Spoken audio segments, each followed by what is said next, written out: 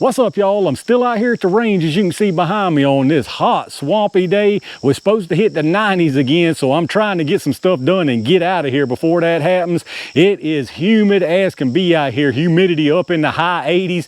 Luckily, as you can see, the clouds have decided to stick around for me for just a little bit longer and keep that sun held back. If it wasn't for that, I'd probably be running for some shade and some air conditioning by now. But I'm on a downhill stretch now. This is the last test I've got planned for today, and it should be a really good 44 mag test. So I got the jelly contraption ready to go again with a couple of chronos and 2 blocks of gel. Now I've done 2 tests so far, but they both stayed completely at the back, stayed in their own block, believe it or not. So I've got this entire front half to get this one done. Of course, like always, I'm using a heavy clothing barrier up front that's got the layer of denim, fleece, and 2 layers of cotton t-shirt. And like I said, for this one here, we got some more 44 Magnum. This time we're looking at the Fiocchi Hyperformance 44 mag. This is their 200 grain load with the XTP projectile. Now they're claiming 1490 feet per second. I didn't see any kind of test barrel listed. I'm assuming that's probably 6 inch or so, but we'll definitely find out here in just a little bit. Here's a look at the cartridge. Nice nickel plated case with that XTP projectile. Now, one of the reasons I decided to go ahead and test this stuff now is I just tested the 44 mag HST. That stuff did really well, but really not as hot and spicy as I would expect a 44 mag to be. Even calling itself defensive ammo, because this stuff claims to be defensive ammo, and it's saying 1490 with a 200 grain. Now, a little bit lighter, but that would give you 980 something foot-pounds of energy. That's way more than we saw from that HST 44. Not to mention the fact that this right here is way easier on the wallet than that HST is. So hopefully we'll get close to those numbers with what we're working with here today. I've got the same tools as I used on the HST video for the shorty here. We've got the Taurus tracker that's got technically a 4-inch ported barrel, but I've explained that before, so y'all take that for what it's worth. And then for the long one here, I've got the Model 29 again with the 6.5-inch barrel. So I got a feeling this is another one of those where it's going to be a pretty safe bet that we'll see some good performance. Let's get this stuff set up and see what they do. All right, let's see what kind of numbers we get from this stuff. I'm gonna do a 5-round average from each barrel, starting with this tracker first. Now remember, the box is saying 1490. It didn't say what barrel length. You will see multiple readings from this lab radar. Your large numbers right here at the muzzle, and then you've got 5 across the bottom. The first one there is set for 3 yards, which is roughly where the gel is here at 10 feet. And then the others are set for 10, 15, 25, and 50 yards. So 1490 now, just for reference, with the HST, our average was 1222. That was with a 230 grain projectile. So being that this is 200, we're going to need to see about 1320, 1325 to beat that HST as far as energy goes. So it's going to be interesting to see if that happens right here. Let's see what happens. Ooh, that's spicy, boy. 1278. Yeah, that's spicy. 1328. So that hit the HST there. 1318. 1340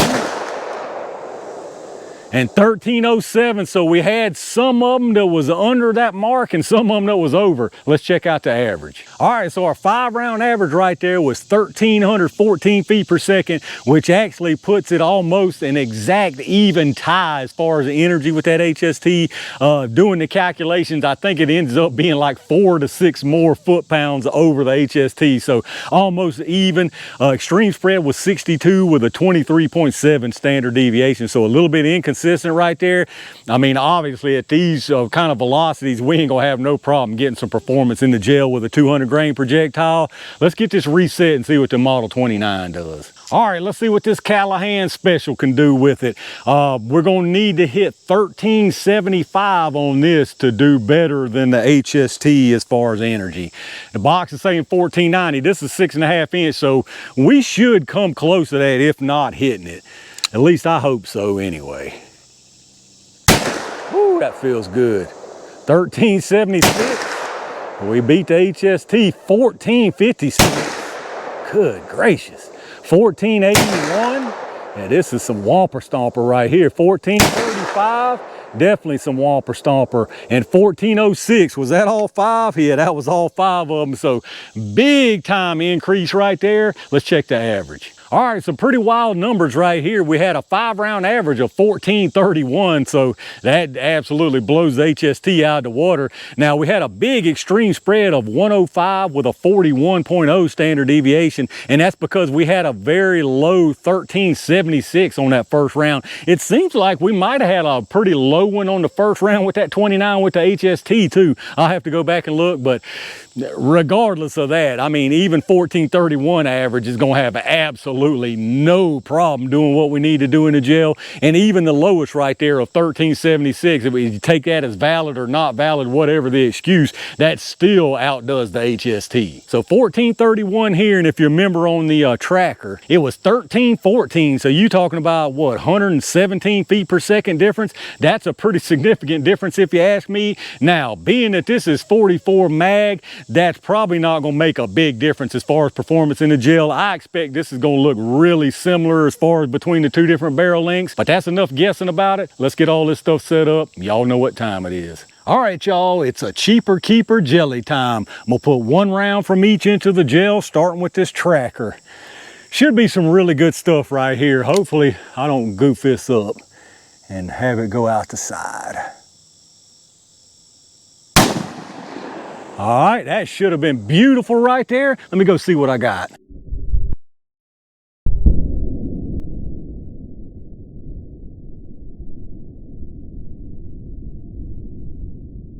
All right, no surprise, that's looking beautiful down there, all except for the fact that I put the thing too close to the middle again. I'm just trying to keep it close to the middle to keep from going out, so hopefully this ain't a mess. Get you a good look at that thing again, just in case this one goes too close and you can't hardly differentiate between them. All right, I definitely kept them separated. Let's go check these out.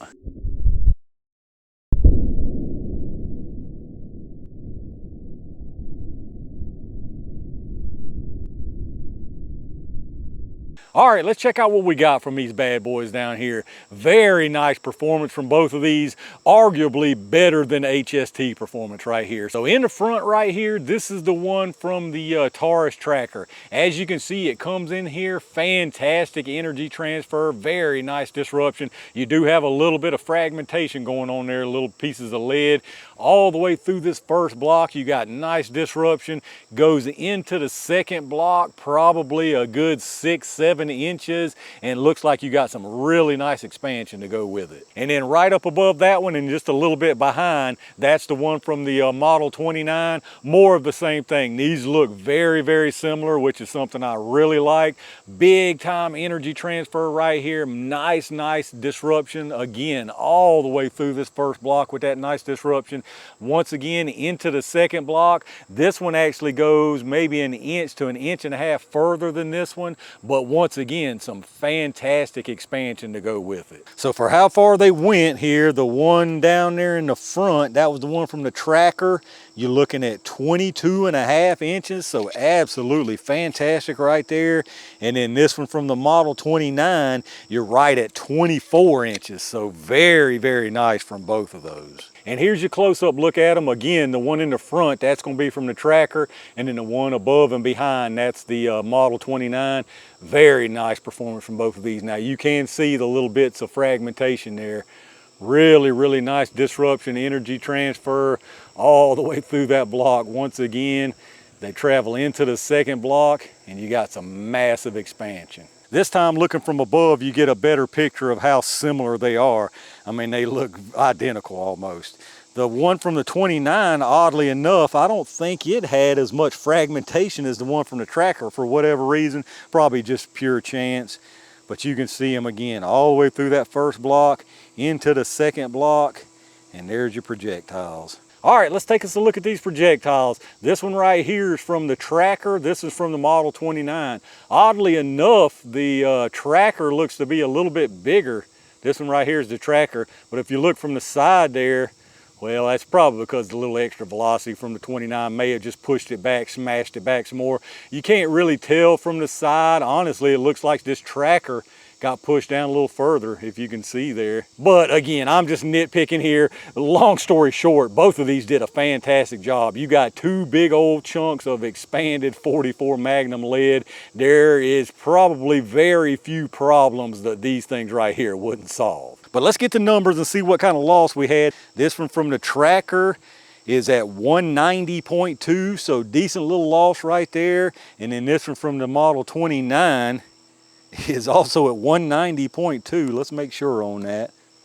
Yeah, 190.2, so both of them lost the same exact amount of material. And then as far as the sizes, they're probably gonna be nearly identical right here too. This one from the tracker, you got 537 and 530, so really nice even expansion there. And then this one from the 29, you got 528 and 532. So once again, very nice even expansion, and again, nearly identical from both of these barrel lengths. So there you go, y'all, the Fiocchi Hyperformance 44 Magnum 200 grain.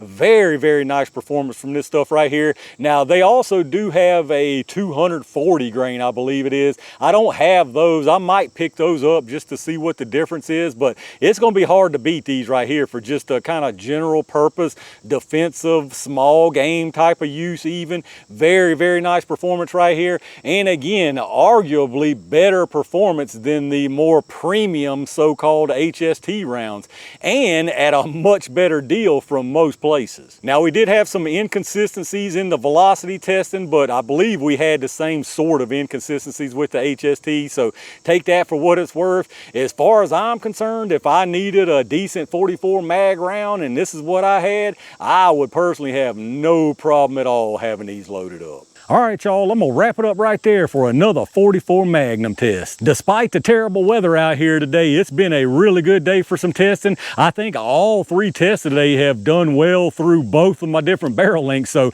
that's definitely a rarity, and I'm very glad to see it. There really ain't a whole lot left to say about these Fiocchi 44 Magnums. They basically spoke for themselves. Now, this is 44 Magnum, and if I'm remembering, I can't really think of any 44 Magnum round that has actually been a bad round. I mean, they may not be as spicy and as strong as some of us want them to be, but I don't think there is ever been a bad 44 mag round that I've tested. Now, that being said, some are definitely better than others, and surprisingly, in my opinion, this Fiocchi Hyperformance did better than the Federal HST. But let me know what y'all think about it down in the comments. Those of y'all who run any kind of 44 Magnum, what do you run in it? What do you think about this stuff right here? And what's your opinion as far as this right here versus that HST? If you had to say one did better than the other one, which one would it be? A reminder as always, if you're doing any kind of shopping, hit up those affiliate links I've got in the video description. Lots of really good stuff down there, and anything you pick up helps the channel, so I really appreciate that. Big thanks again to all my Range Gang members and every single one of y'all for supporting the channel.